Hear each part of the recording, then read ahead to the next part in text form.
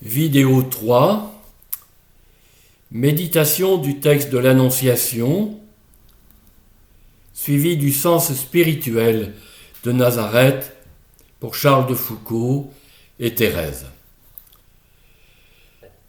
Chers amis, nous avons découvert le sens de Nazareth, mais aussi de Bethléem. Nous avons aussi découvert ce qu'était la maison de Marie. Nous allons nous arrêter quelques instants sur le texte de l'Annonciation. Vous trouvez ce texte que vous connaissez dans Luc 1, 26, 38. Et l'intitulé un peu de cette vidéo, de cette conférence, c'est « Devenir un cœur où Dieu puisse être conçu en nous comme pour Marie ». Il entra chez elle, nous dit le texte, à propos de l'ange Gabriel. On a souvent évoqué, à travers Marie, Notre-Dame du oui. Dieu rejoint Marie, nous l'avons dit déjà, dans sa propre maison. Mais tout dépend du oui que Marie va prononcer.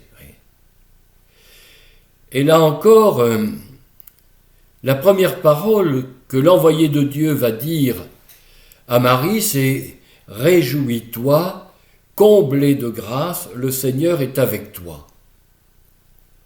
Réjouis-toi ou rassure-toi, il y a en hébreu c'est shalom, c'est-à-dire la paix, la confiance. En grec c'est kairé, d'où réjouis-toi. D'ailleurs, va revenir dans ce texte le mot « sois sans crainte ». Le curé d'Ars disait que la peur, c'est l'œuvre du diable en nous.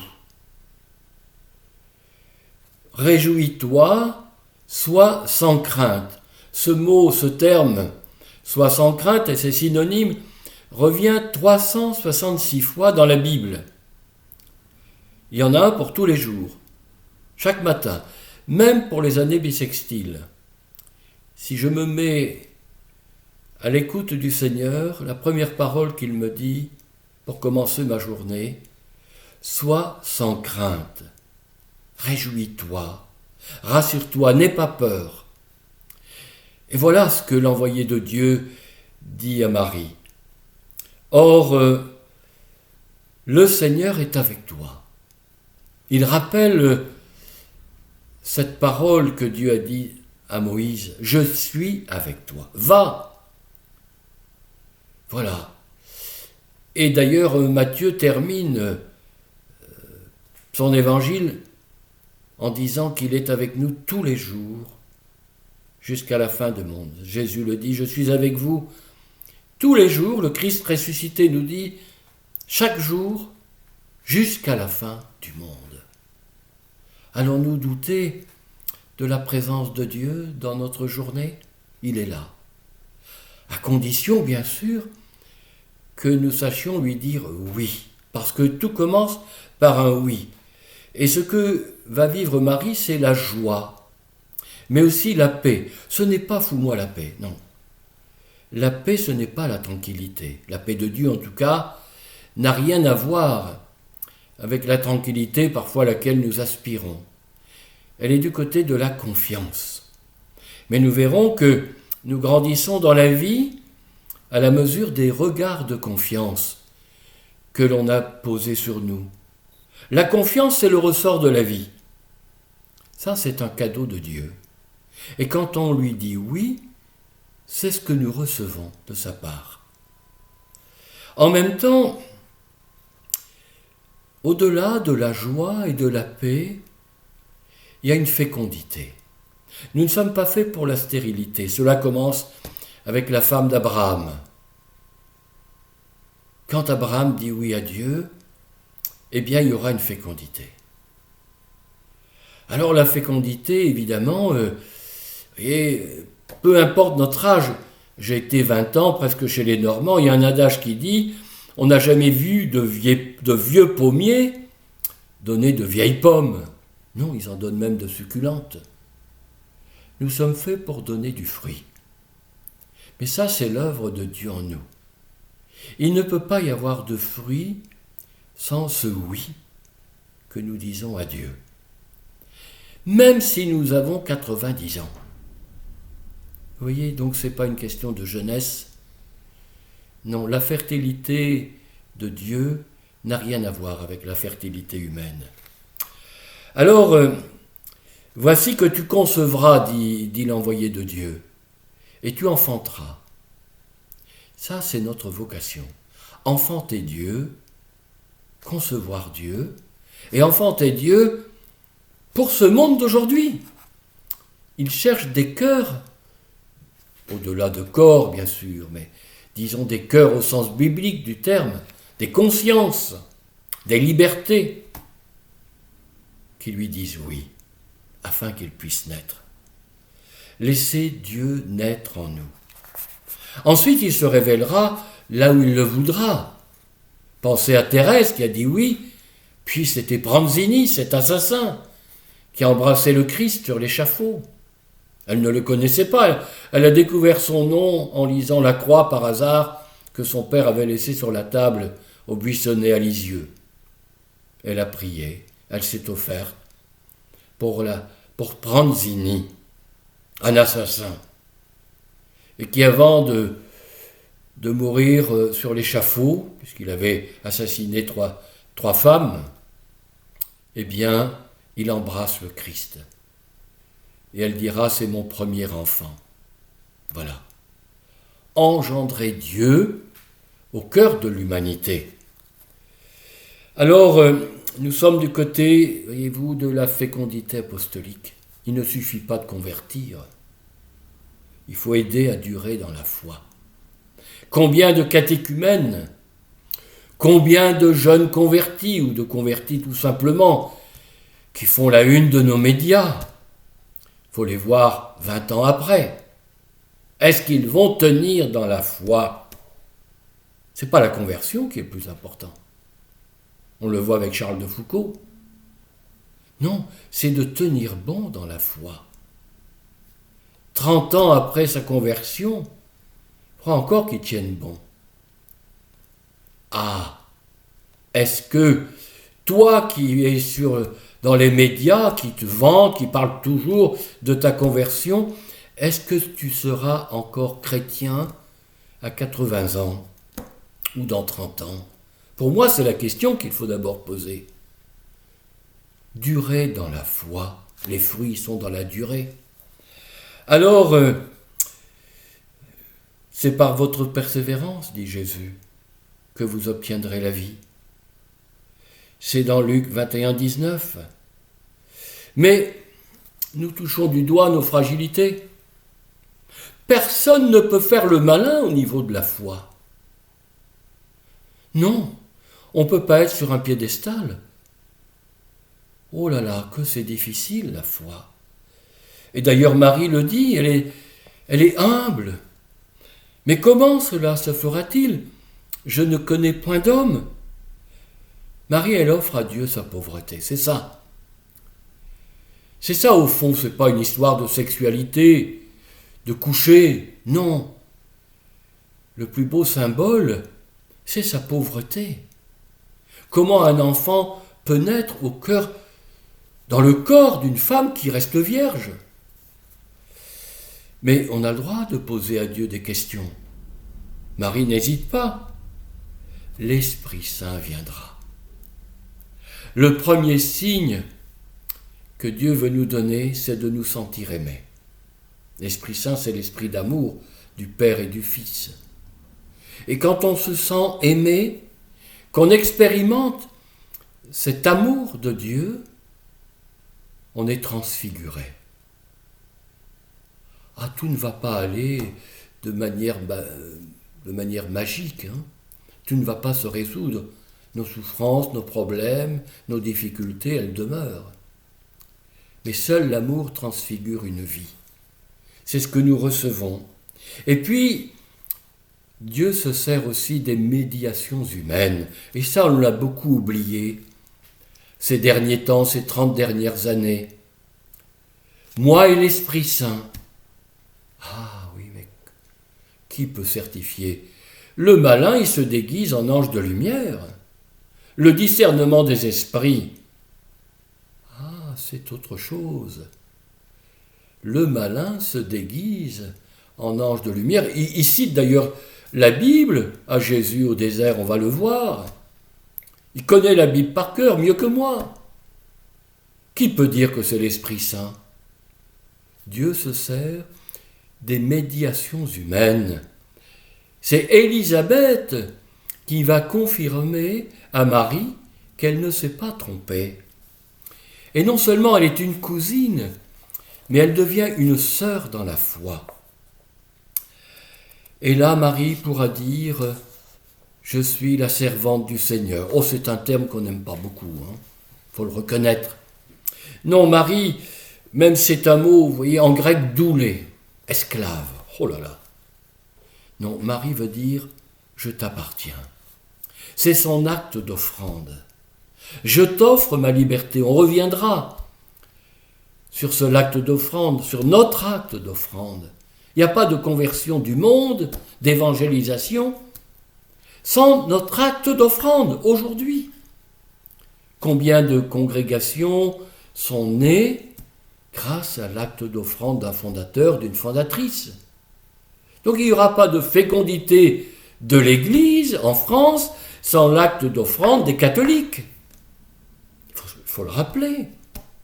C'est le fondement même, c'est notre consécration au baptême.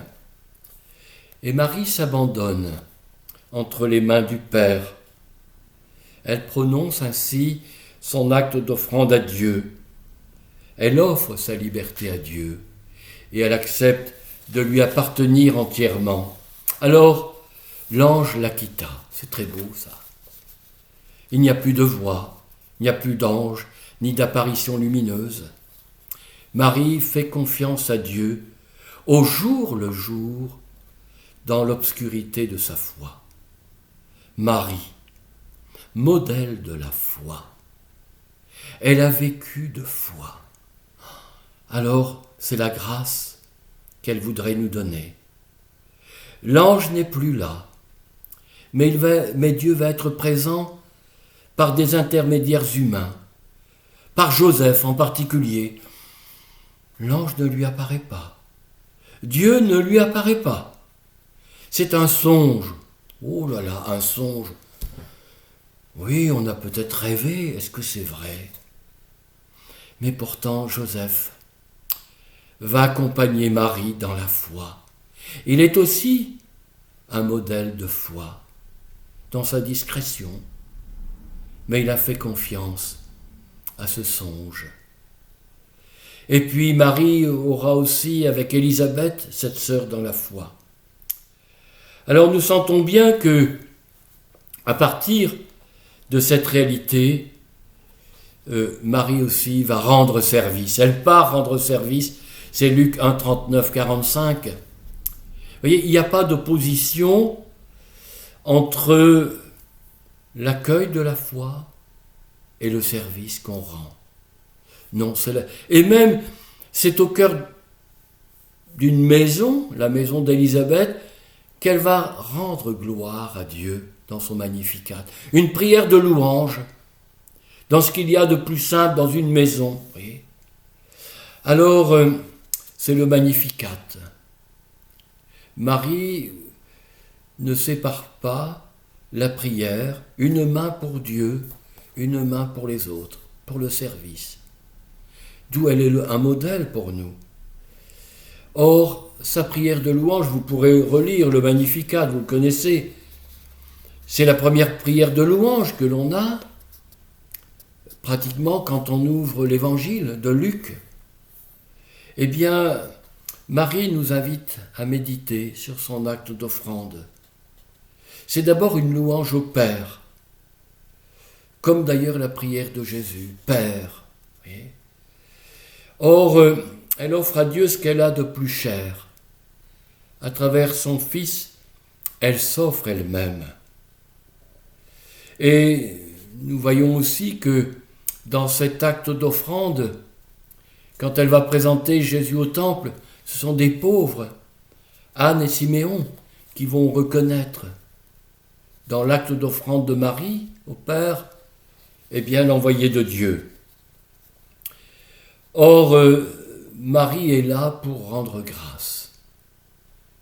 Et quand elle est à Cana, ils n'ont plus de vin, mais faites tout ce qu'il vous dira. Voyez ?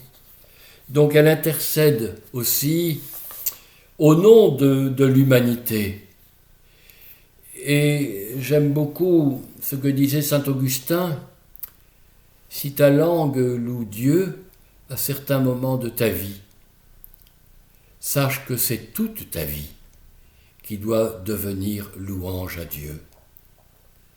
Faire de notre vie, de notre quotidien, de notre Nazareth, une louange au Père avec Jésus, à la suite de Marie, et de dire « Mon âme exalte le Seigneur, il n'y a rien d'extraordinaire qui se passe.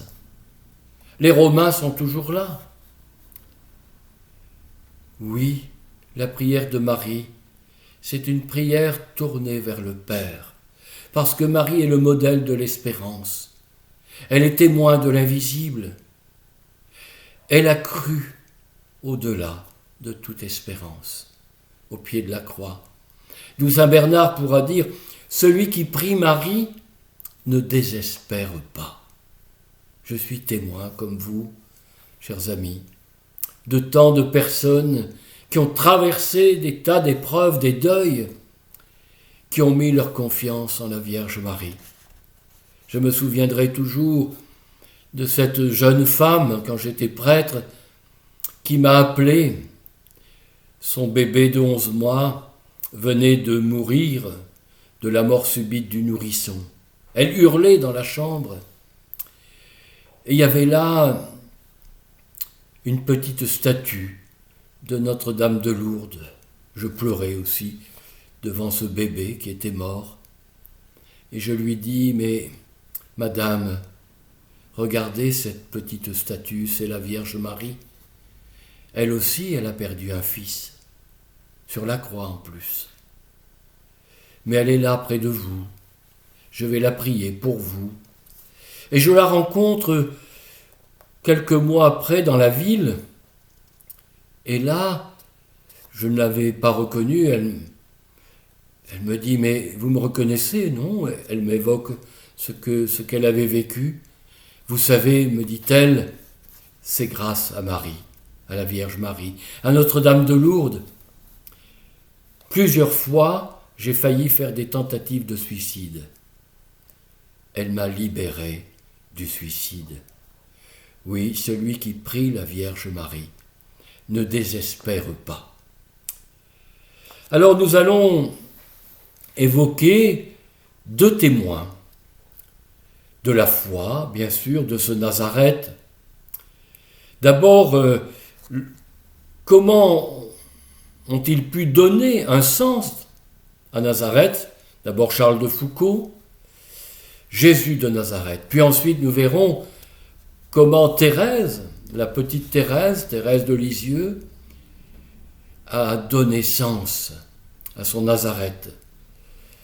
Ce qui avait touché Charles de Foucauld avant sa conversion, en 1886, c'est lors de son expédition au Maroc. Il est allé en reconnaissance, c'était un grand explorateur, un grand savant. Il a été touché par la foi des musulmans. Mais il a été touché aussi par Jésus, Jésus de Nazareth.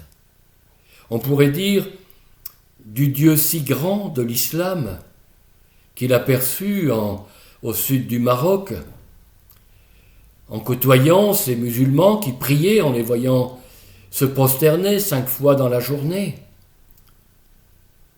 Ô Dieu si petit en Jésus de Nazareth, qu'il a découvert lui-même, d'abord à travers l'abbé Huvelin, vous voyez les médiations humaines, à Paris, qui était un grand intellectuel, mais aussi un saint. Et alors, il écrira « J'aime notre Seigneur Jésus-Christ, bien que d'un cœur qui voudrait aimer plus et mieux. Enfin, je l'aime, et je ne puis supporter de mener une vie autre que la sienne. Je ne pense pas la traverser en première classe. Vous savez, les trains de l'époque avaient aussi plusieurs classes, bien sûr, nous en avons deux. Pendant que celui que j'aime, c'est-à-dire Jésus de Nazareth, l'a traversé dans la dernière. Or, il se souvient, lors de sa conversion, en 1886, j'aime beaucoup cette année-là, je dis toujours, c'est le tiercé du bon Dieu. Il y a eu la conversion de Charles de Foucauld, à Noël 86, la petite Thérèse, au Buissonnet, lorsqu'elle revient de la messe de minuit, où elle reçoit, on peut dire, la grâce de l'Esprit Saint, une force intérieure. Et puis, il y a Paul Claudel, à Notre-Dame de Paris. Lors qu'il entend le Magnificat, il est là derrière un pilier. 3 témoins de la grâce de Dieu en cette nuit de Noël 86. Or, l'abbé Huvelin avait dit Jésus a tellement pris la dernière place que personne ne pourra la lui ravir. Et c'est donc quand il arrive, il va aller en Terre Sainte après sa conversion, quand il arrive à Nazareth, il pense à cette parole de l'abbé Huvelin. Jésus a tellement pris la dernière place. Et en marchant dans les rues de Nazareth, qui ne ressemblent plus du tout à ce qu'est Nazareth aujourd'hui, bien sûr, il voit Jésus travaillant de ses mains, vivant dans l'anonymat le plus complet, la pauvreté de Jésus, le dénuement. Et il pense à cette phrase de Luc, « Il redescendit avec eux, Joseph et Marie. Il revint à Nazareth lors du pèlerinage à Jérusalem. » Luc 2, 51. Oui, Jésus n'a fait que descendre.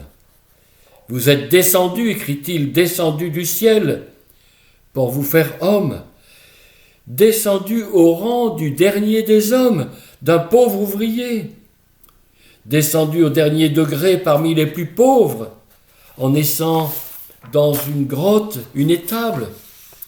Vous descendez encore en prêchant, parce que vous n'aurez même plus cette vague estime qui accompagne un artisan pauvre. Vous prêcherez, mais calomnié, décrié, perdu de réputation.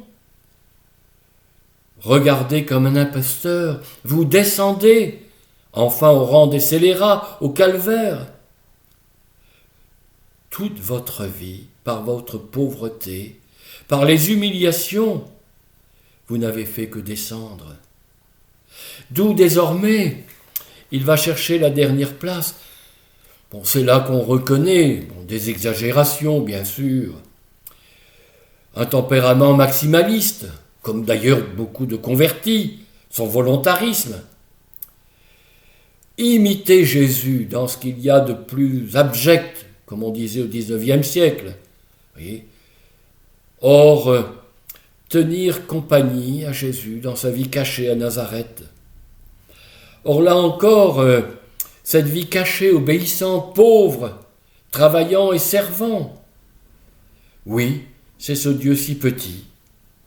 Alors, frère Charles, c'est en contemplant ce Jésus à Bethléem, parce qu'il est passé aussi à Bethléem, dans son pèlerinage, qu'il comprend que Jésus a pris la dernière place.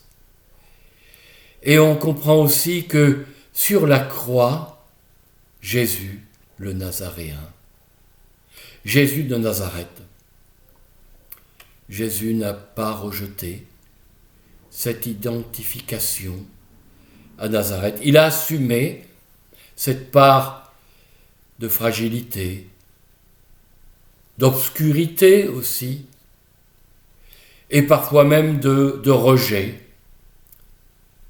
Il a bien été Jésus de Nazareth, jusque sur la croix, puisque la pancarte que Pilate a fait mettre évoque ce lieu.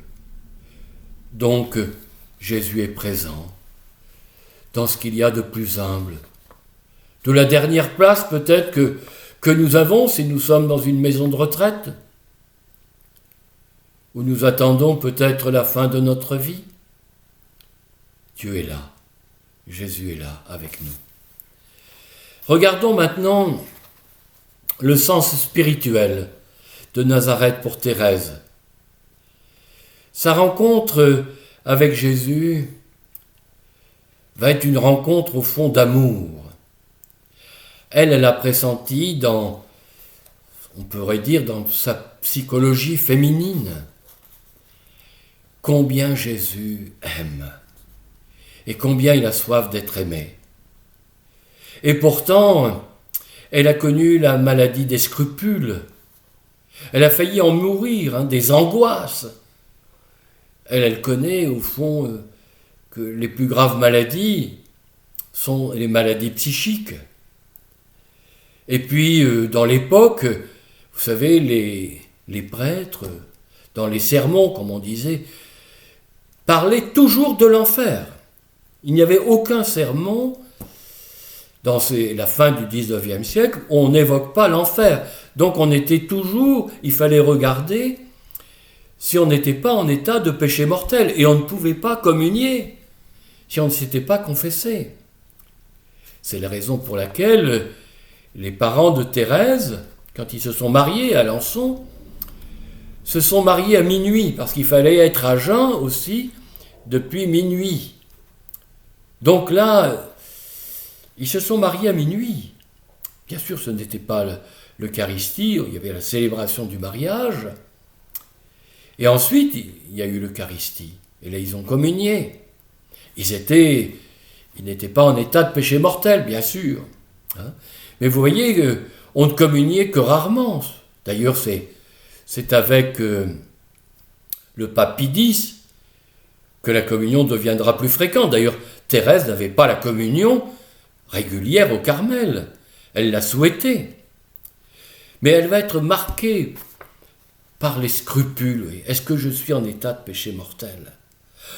Or, il y a cette phrase que vous avez chantée peut-être, « N'aie pas peur, laisse-toi regarder, aimé par Jésus. » Aimé. Ça revient souvent chez Thérèse. Elle écrira à sa sœur Céline, qui n'est pas encore entrée au Carmel, « Jésus est un trésor caché, un bien inestimable que peu d'âmes savent trouver, car il est caché, et le monde, lui, il aime ce qui brille. Ah, si Jésus avait voulu se montrer à toutes les âmes avec ses dons ineffables, sans doute, il n'est pas une seule qui l'aurait dédaigné. » Et puis elle ajoute, « Il ne veut pas que nous l'aimions pour ses dons, c'est lui-même qui doit être notre récompense. »